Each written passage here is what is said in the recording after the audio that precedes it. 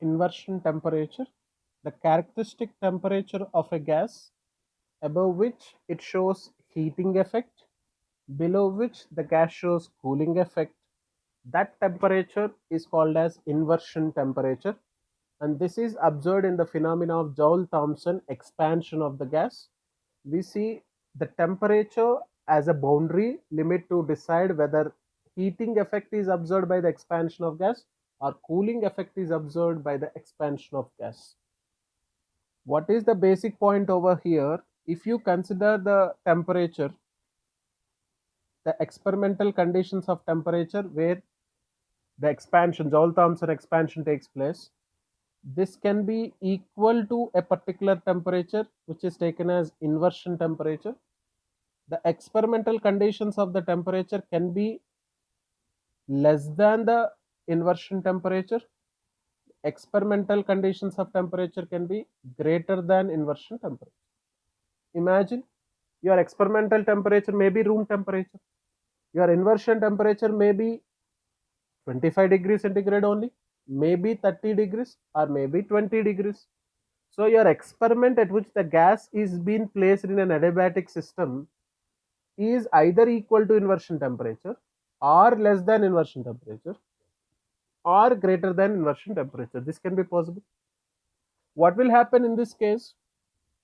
At this case, it is observed that the Joule-Thomson coefficient mu is equals to change in temperature by change in the pressure, which is taken as dt by dp. This is observed to be 0.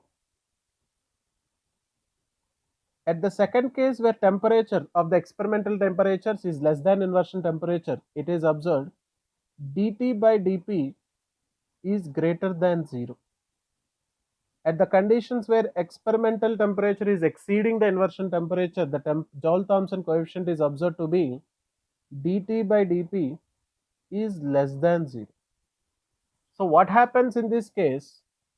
In the case where the Joule-Thomson coefficient is equals to 0, we observe neither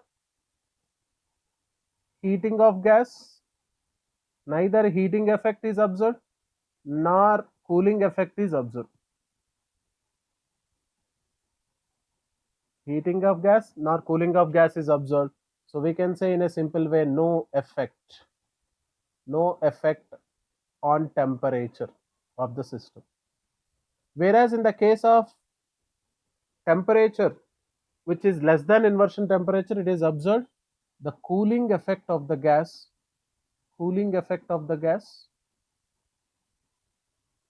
so the temperature decreases in this case.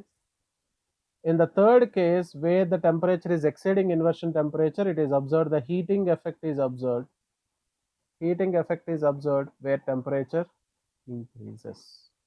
So these are the three cases which have been observed when you carry out an experiment of Joule-Thomson expansion corresponding to a particular temperature. It can be either equal to inversion temperature, less than, or greater than that particular temperature, and that causes either cooling effect or heating effect or no effect. So we say the no effect is either converting into cooling effect or heating effect just by changing the temperature conditions of the system.